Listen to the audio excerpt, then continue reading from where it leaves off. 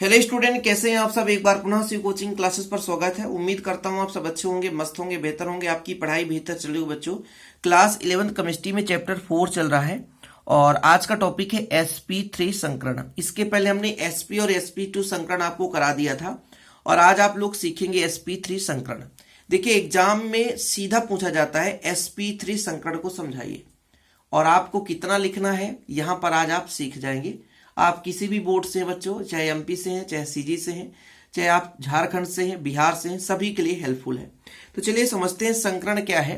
संकरण का मतलब क्या होता है? जब दो या दो से अधिक कक्षक आपस में मिलकर समान ऊर्जा के नए कक्षक का निर्माण करते हैं तो वहां पर संकरण होता है, संकरण कहलाता है। यानी दो कक्षक आपस में मिलते हैं और उसी ऊर्जा के नए कक्षक का निर्माण करते हैं तो वो आपका संकरण कहलाता है। भाई, आपका एक परमाणु है, दूसरे परमाणु के साथ जो कक्षक एक दूसरे से मिलते हैं तो वहां पर अतिव्यापन होता है। और इसी प्रकार से जैसे मैं कह रहा हूं कि दो परमाणु है, एक परमाणु का तीन कक्षक दूसरे परमाणु के इलेक्ट्रॉन से संयोग कर रहे हैं तो फिर वहां पर संकरण होता है। जब किसी परमाणु के लगभग समान ऊर्जा वाले विभिन्न ऑर्बिटल्स आपस में मिलकर या मिश्रित होकर के समान ऊर्जा के नए ऑर्बिटल बनाते हैं तो वहां पर वो संकरण कहलाता है बच्चों। ठीक है, समझ में आ गया संकरण। अब ये जो sp3 संकरण है क्या, देखिए s में कितने घात है? एक, तो s का एक कक्षक, p में कितना बच्चों? तीन। sp3 मतलब यहां पर सीधा है s का एक कक्षक और p का तीन कक्षक जब आपस में मिलते हैं तो चार नए समान संकरित कक्षक बनाते हैं या समान ऊर्जा के चार नए कक्षक बनाते हैं तो वहां पर sp3 संकरण होता है। संकरण का मतलब तो आपने पहले भी समझा होगा, हमने आपको वीडियोस प्रोवाइड किया है कि जब किसी भी परमाणु के लगभग समान ऊर्जा वाले कई सारे ऑर्बिटल्स कक्षक आपस में मिल करके, ठीक है, अपनी ऊर्जाओं का पुनर्वितरण कर, मतलब एक दूसरे को ऊर्जा को ट्रांसफर कर रहे हैं, ठीक है, और उसी ऊर्जा के समान नए ऑर्बिटल्स का निर्माण करते हैं तो यह प्रक्रिया कहलाती है बच्चों संकरण।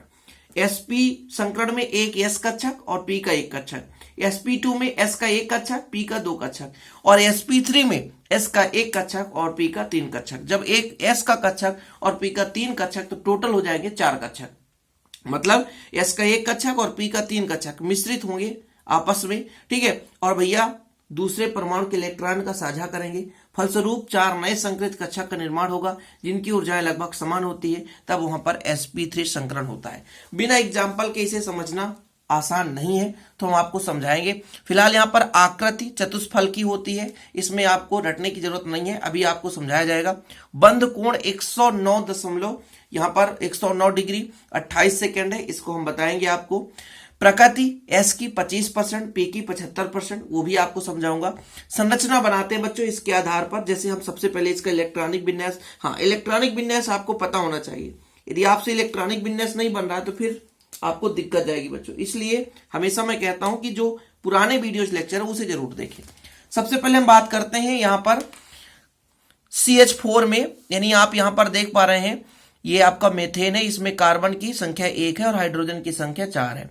कार्बन के ऑर्बिटल्स में हाइड्रोजन के इलेक्ट्रॉन जाकर प्रवेश करेंगे और संकरित कक्षक का निर्माण करेंगे। चलिए हम बताते हैं आपको। सबसे पहले कार्बन यहां पर लीजिए, कार्बन का परमाणु क्रमांक कितना होता है बच्चों? 6, ठीक, पहला स्टेज।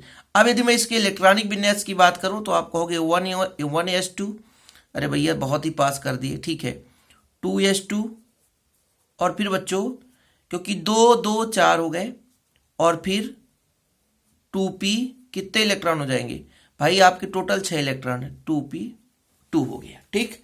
अब यहां पर यदि मैं सामान्य अवस्था की बात करता हूं, सामान्य अवस्था देखिएगा, s में एक कक्षक होता है बच्चों। s में कितने कक्षक होते हैं? एक कक्षक। इस भी s का कितना कक्षक? एक कक्षक। ये p में कितने कक्षक होते हैं? तो p में टोटल 3 कक्षक होते हैं। अब इसमें 2 इलेक्ट्रॉन है, चलो भाई 2 भर दिया हमने, इसमें भी 2 इलेक्ट्रॉन है, 2 भर दिया, इसके 3 कक्षक थे, 2 इलेक्ट्रॉन तो 1 1 भर दिया।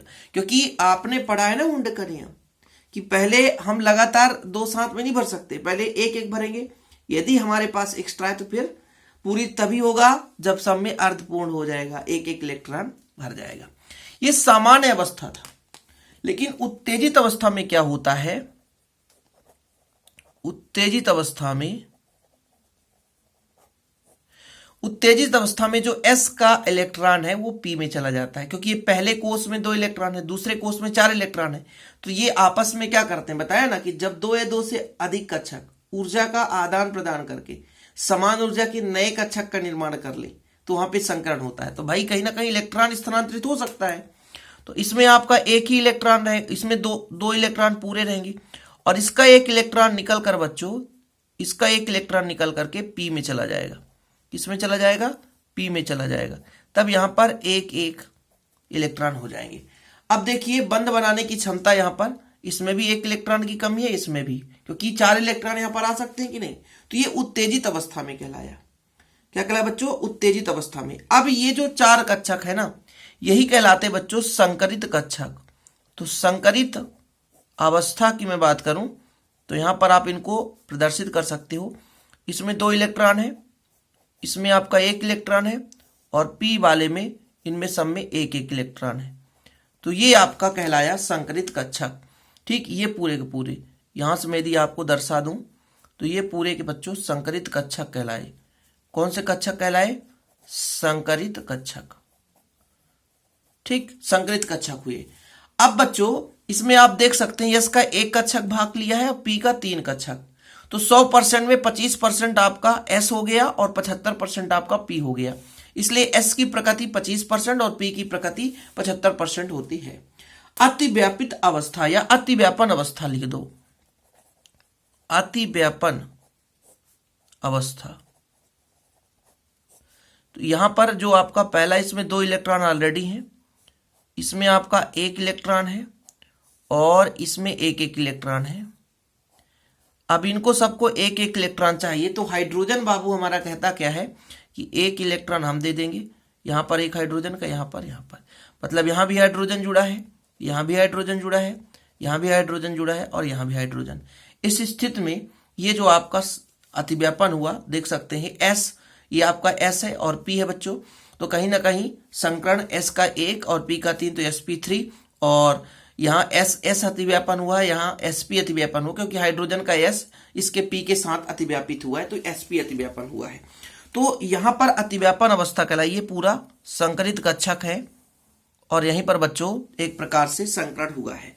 संकरण का मतलब 2 या 2 से अधिक कक्षक आपस में मिलते हैं और समान ऊर्जा के नए कक्षक का निर्माण करते हैं।